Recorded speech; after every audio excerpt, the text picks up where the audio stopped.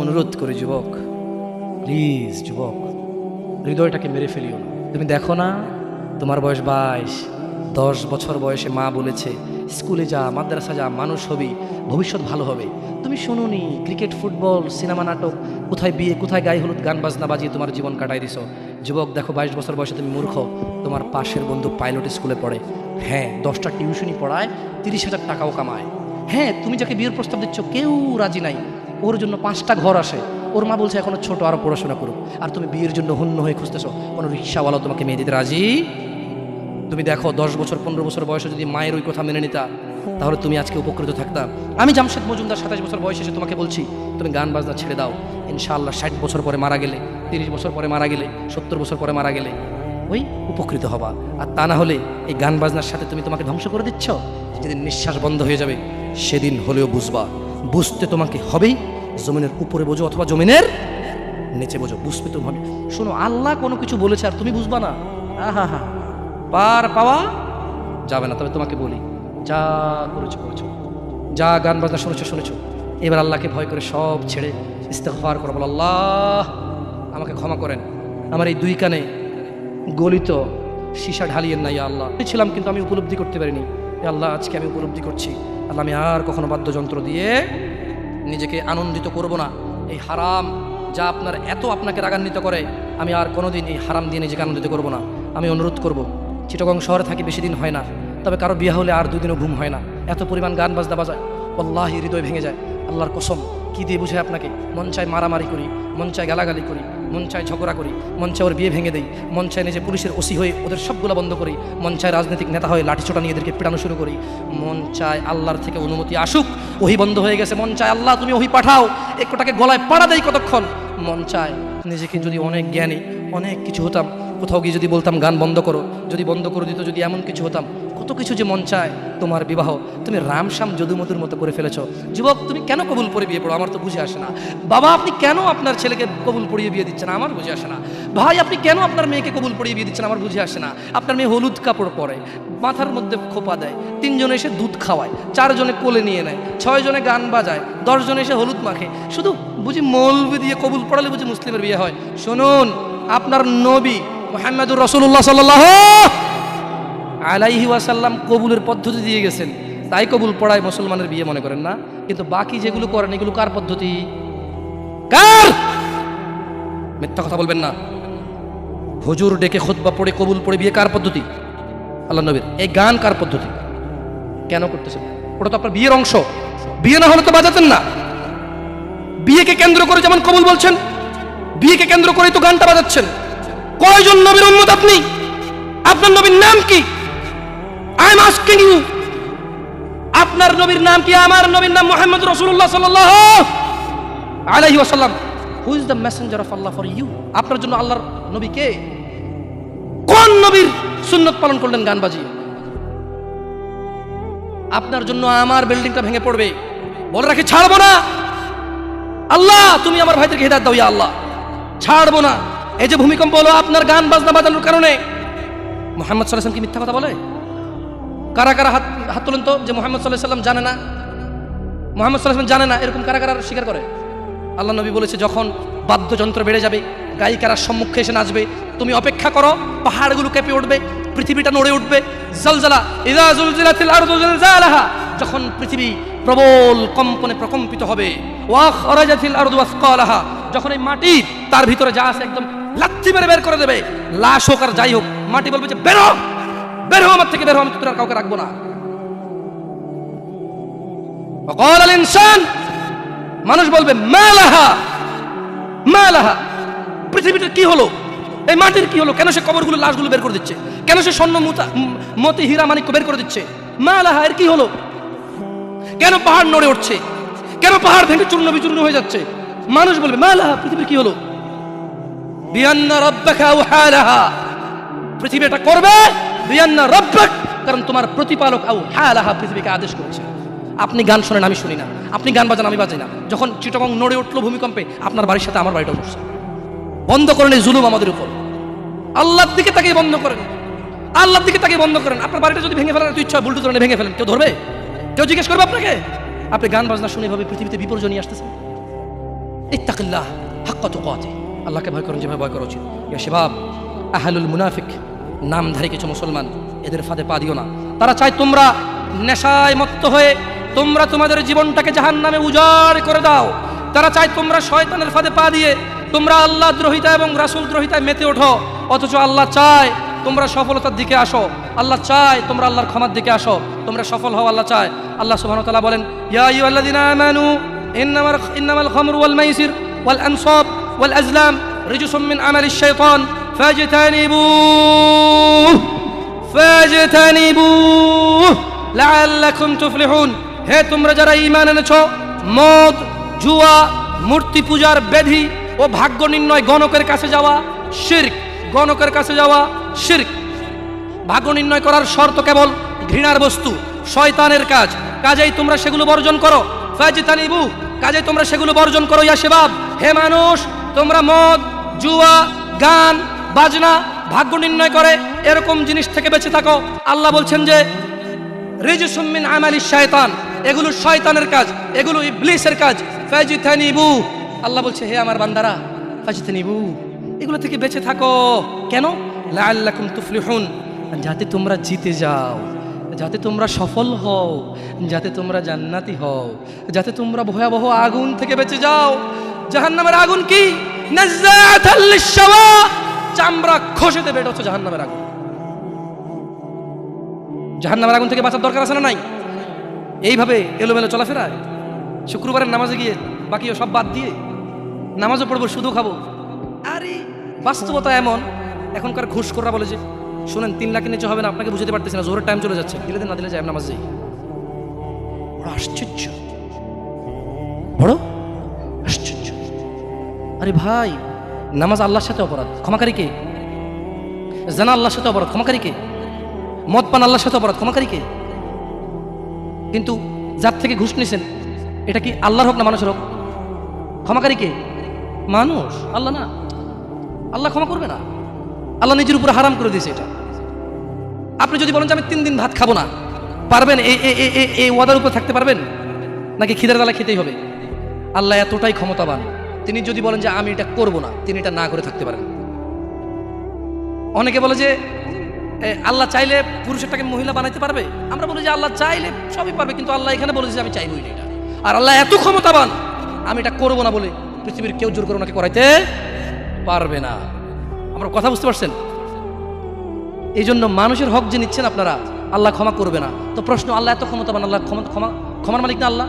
আল্লাহ এই ক্ষমতাটা তার বান্দাকে ভালোবেসে দিয়ে দিছে। হ্যাঁ বান্দা নে, তোকে দিয়ে দিলাম ইখতিয়ার, আমি আল্লাহ মিথ্যা কথা বলি না। তোর হক যে খাবে, তুই মাফ করলে সে মাফ পাবে, আমি মাফ করবো না। আমি দাখিলি দিব না জায়গায়, কি করবে না? আমি না কি গলাবো না। লা ইলাহা ইল্লাল্লাহ, সুবহানাহু, তিনি পবিত্র। তো তারা চায় তোমরা মদ, জুয়া, নেশায় ব্যতিব্যস্ত হয়ে থাকো। নামধারী মুসলিমরা চায়, মুনাফিকরা চায় এটা। কাফেরদের দোষ দিয়ে লাভ নাই, 90% মুসলমান দেশ, আপনারাই তো বলেন। তা কাফের কি করে এখানে? এখানে মদের আড্ডার মালিক মুসলমান, এখানে গানের আড্ডার মালিক মুসলমান, এখানে ডিস কেবলের মালিক মুসলমান, এখানে মানুষ মারে মুসলমানের কথা, এখানে মানুষ বাঁচায় মুসলমানের কথা, এখানে দুজনে যায় উঠা নিয়ে চলে আসে কাউকে মুসলমানের কথায়, মুসলমানের বাড়ির নিচে মসজিদ, মুসলমানের দোকানের উপরে মসজিদ, মুসলমানের ঘরের পাশে মসজিদ। মুসলমান নামাজ আসে না, কাফের দোষ দিবেন কিভাবে আপনি? সবই তো মুসলমান। তো এরা কি মুসলমান না মুনাফিক? এরা মিথ্যাবাদী। কি আপনারা মনে কষ্ট নিচ্ছেন যে আমাদেরকে গালি দিয়ে গেল? ওয়াল্লাহি ওয়াল্লাহি ভুল বুঝিয়েন না। আমি এই কথাগুলো বলে বোঝাতে চাচ্ছি, আপনি যে নামাজ পড়েন না, এটা ছাড়া বিকল্প নাই। আমি বলি না যে আপনি খারাপ জাহান্নামে চলে যাবেন, না। আপনার মালিক কে? তিনি যদি আপনাকে জান্নাত দেয় ক্ষমা করে, কেউ ঠেকাইতে পারবে? কিন্তু মনে রাখবেন, তিনি মিথ্যা কথা বলেন না। তিনি বলে দিয়েছে তিনি কাদেরকে জান্নাত দেবে। উনি পৃথিবী পরিচালনা করেন একটা নিয়ম শৃঙ্খলায়। কিভাবে? একটা নিয়ম শৃঙ্খলায়। বুঝে আসছে না, আসে নাকি?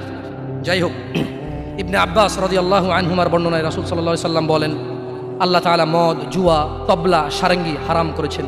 তিনি আরও বলেন, নেশাগ্রস্ত করে এমন প্রত্যেক বস্তু হারাম। মুসনাদে আহমদ ও আবু দাউদ এসেছে। এছাড়াও বহু প্রমাণ ও নির্ভরযোগ্য হাদিস রয়েছে যাতে গান, বাদ্যযন্ত্র হারাম ও নাজায়েজ বলা হয়েছে। এই ব্যাপারে বিশেষ সতর্কবাণী রয়েছে ও কঠিন শাস্তির ঘোষণা করা হয়েছে। রাসূলুল্লাহ সাল্লাল্লাহু আলাইহি সাল্লাম বলেছেন, আমার উম্মতের মধ্যে এমন সম্প্রদায় হবে যারা জানা, ব্যভিচার, রেশমি কাপড় ব্যবহার, মদ পান, ও গান বাদ্যকে হালাল করবে। আপনি আপনি আপনি খেয়াল করে দেখেন, আল্লাহ নবী ভবিষ্যৎবাণী দিয়ে গেছে যে আমার উম্মতের মধ্যে এমন কিছু লোক বের হবে যারা দাঁড়িয়ে থাকবে, 60 বছর বয়স হবে, মসজিদের সভাপতি হবে, স্কুলের সভাপতি হবে, অথবা কোনো পতি হইলো না, কারো পতি হইলো না, এমনি মানুষ ভিক্ষা করে হলো বিয়ে করে গান বাজার ব্যবস্থা করবে। ভিক্ষা করে হলো গান বাজার কি করবে, ব্যবস্থা করবে। নাহলে তাকে বিয়ে হচ্ছে না, নাহলে কি হচ্ছে না, বিয়ে হচ্ছে না। ওয়াল্লাহি যত পোলা তার বিয়েতে গান বাজা, বাবা জীবিত, এই বাবা দায়ী। যদি ওই বাবা বিয়েতে উপস্থিত থাকে, বাবা ছেলেকে ডাইরেক্ট বলবে, শোনো তোমার যৌবন আছে, তোমার ইনকাম আছে, তোমার ক্ষমতা, তুমি গান বাজনা বাজাবা। আমি বাবাকে আল্লাহ ক্ষমতা দিছে, আল্লাহকে আমি রাজি থাকবো না, তোমার বিয়ে হবে না। মেয়েকে বলবেন তোর বিয়ে হবে না, তুই গায়ে হলুদে যাবি মানে? আমি খালি এখান থেকে সরে যাই আর বলবো যে এইটা আমি বিয়েতে থাকবো না, এই বিয়ে হারাম, গান বাজনা বাজতেছে, গায়ে হলুদ হচ্ছে, আমি বিয়েতে থাকবো না, এটা আল্লাহ আমার পাওয়ার দিচ্ছে। তুই মক্কার ইমামে যদি বিয়ে পড়াস আর আমি না রাজি না থাকি, তোর বিয়ে হারাম। বুঝাচ্ছে না, আসে নাই? পোলাই যদি মাইয়ে যদি নিজের পাওয়ার ইস্তেমাল করে, আপনিও নিজের পাওয়ার ইস্তেমাল করেন। বলেন যে কি পাওয়ার দেখাস না আমার সাথে, আমি তোর বাপ, কি পাওয়ার দেখাস তুই? তুই আমাকে জাহান্নামে নিয়ে যাবি? নো, ফেরাউন পারেনি, নমরুদ পারেনি, আবু জাহেল পারেনি, আবু লাহাব পারেনি। তুই আমার জন্মের ছেলে, তুই এমন কাজ করবি আমাকে জাহান্নামে নিয়ে যাবি? না, আমি তোর সাথে একমত না, এই কাজে আমি নাই, এই কাজে আমি। বলতে পারবেন? বলতে পারবেন?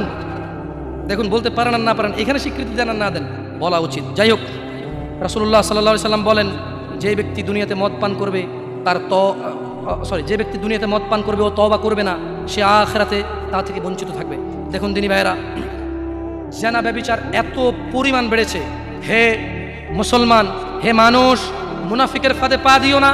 তারা চায় তোমরা বেহায়াপনা, নির্লজ্জতা, নোংরামো, অশ্লীল চরিত্রকে আপন করে নাও, যা তোমাদের দুনিয়া ও আখিরাতকে সম্পূর্ণ ধ্বংস করে দিবে, যা তোমরা তোমার নিজের ও তোমার ভবিষ্যৎ প্রজন্মের দুনিয়া ও আখিরাত অন্ধকার করে দেবে। এই ব্যাপারে আল্লাহ সুবহানাহু ওয়া তাআলা সূরা আল ইসরা বলছেন, ওয়ালা তাকরাবুজ জিনা, তোমরা জানার কাছেও যেও না, ইন্নাহু কানা ফাহিশাতাও ওয়া সাআ সাবিলা, নিশ্চয়ই এই জানা ব্যভিচার, নিশ্চয়ই এই জানা ব্যভিচার, নিশ্চয়ই এই জানা ব্যভিচার অশ্লীল, অশ্লীল, অশ্লীল, অশ্লীল, নিকৃষ্ট, নিকৃষ্ট, নিকৃষ্ট আচরণ। রাসূলুল্লাহ সাল্লাল্লাহু আলাইহি সাল্লাম বলেন, জানাকারী ব্যক্তি যখন সে জানা করে ওই সময় তার ঈমান থাকে না। চোর যখন চুরি করে ওই সময় সে মুমিন থাকে না। মদখোর, নেশাগ্রস্ত লোক যখন সে নেশা করে ওই সময় তার ঈমান থাকে না। চিন্তা করে দেখেন তো, মদ খাওয়া অবস্থা মারা গেলে কি হয়ে মরলেন বলেন তো? যতই হজ করেন কি হয়ে মরলেন? হজ করতে কে বলছে? আল্লাহ। হজ করতে কে বলছে? মুহাম্মদ সাল্লাল্লাহু আলাইহি সাল্লাম। নামাজ পড়তে কে বলছে? আল্লাহ।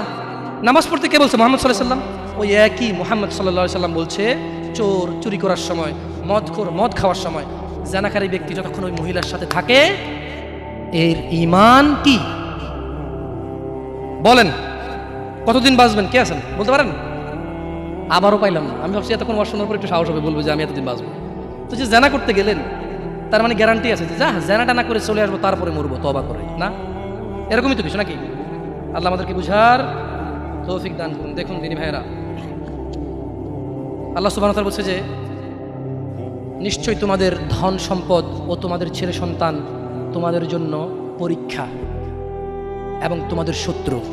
কিছু কিছু ক্ষেত্রে ছেলে সন্তান ধন সম্পদ কি শত্রু। যে এই ছেলের জন্যই তো রেপ করে আসছে, আপনি বলছেন যে না আমার ছেলে নির্দোষ, 5 লাখ টাকা উকিলকে দিয়েছেন, 10 লাখ টাকা অমুককে দিয়েছেন, 3 লাখ টাকা অমুককে দিয়ে একটা মেয়ের জীবন নষ্ট হয়ে গেল, আপনি পরোয়াই করেননি।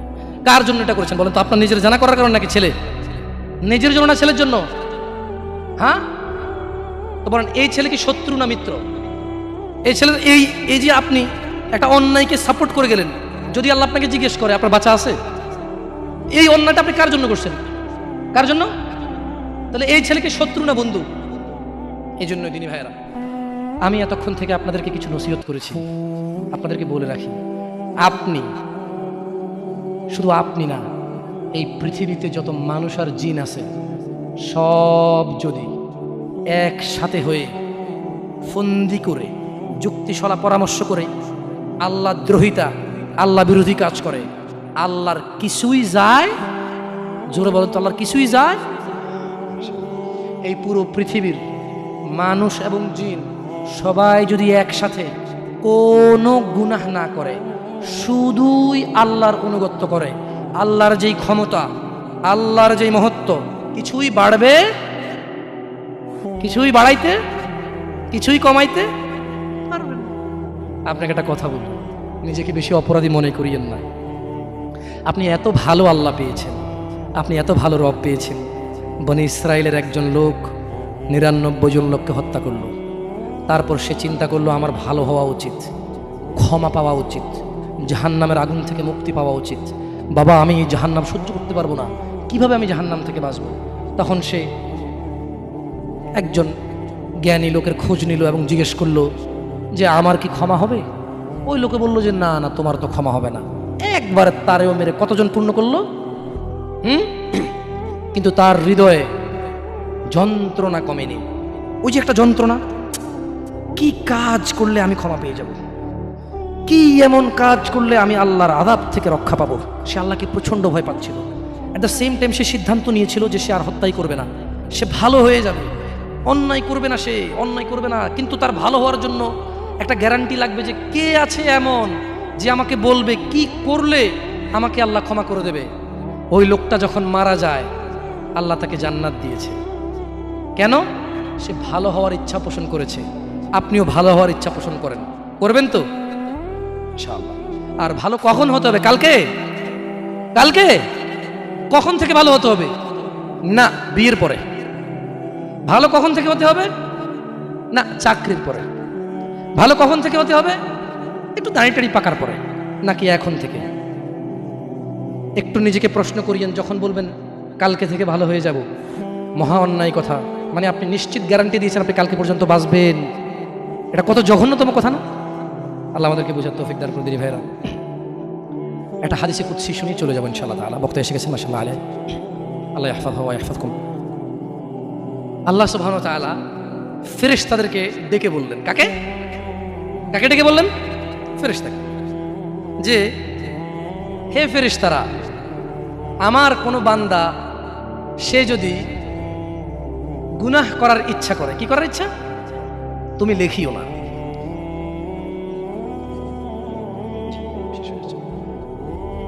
তাহলে ফেরেশতাদেরকে আল্লাহ কি বললেন? আমার কোনো বান্দা গুনাহ করার ইচ্ছা করলে তোমরা তা লেখিও না, যতক্ষণ পর্যন্ত সে না করে। যখন সে এই অপরাধ করে ফেলে তোমরা লেখিও, বাড়তি লেখিও না, যতটুকু করেছে অতটুকুই লিখবা। কিন্তু জানেন আল্লাহ আপনাকে কত ভালোবাসে? এই সেম আল্লাহ ফেরেশতাদেরকে বললেন, শোনো, আমার কোনো বান্দা যদি কোনো ভালো কিছু করার নিয়ত করে সঙ্গে সঙ্গে নেকি লিখে ফেলো। সুবহান। আমার কোনো বান্দা যদি ভালো কিছু করার নিয়ত করে সঙ্গে সঙ্গে লিখে ফেলো। সে এই কাজটা করা পর্যন্ত অপেক্ষা করার দরকার? সে নিয়ত করছে এটা করবে, মাদ্রাসা দান করবে, মাহফিলে দান করবে, মসজিদে দান করবে, সিগারেট ছেড়ে দেবে, এখন থেকে ছেড়ে দিছে, প্রতিজ্ঞা নিছে, এখন থেকে মদ খাওয়া ছেড়ে দিছে, এই এখন এই মাহফিলে প্রতিজ্ঞা নিছে, ইনশাআল্লাহ তাআলা ফজরে আমার যা হয় হয়, মসজিদ আমার চেহারা দেখবে, আমি মসজিদের চেহারা দেখব। আল্লাহ বলছে যে ফেরেশতা লিখে ফেল, লিখে ফেল। এখন কিন্তু ফজর হয়নি, তো এই লোকটা এরকম প্রতিজ্ঞা করে যদি সে মসজিদে ফজরে উপস্থিত হয়ে যায়, যদি সে মদের বোতল আসলো কিন্তু খেলো না, জুলুম করার সুযোগ আসলো কিন্তু করলো না, সে এবার এই ভালো কাজটা বলে করেও ফেলছে, রাইট? আল্লাহ বলেন যে ফেরেশতা বাড়ায় লেখ, 10 থেকে 700 গুণ বাড়িয়ে দে।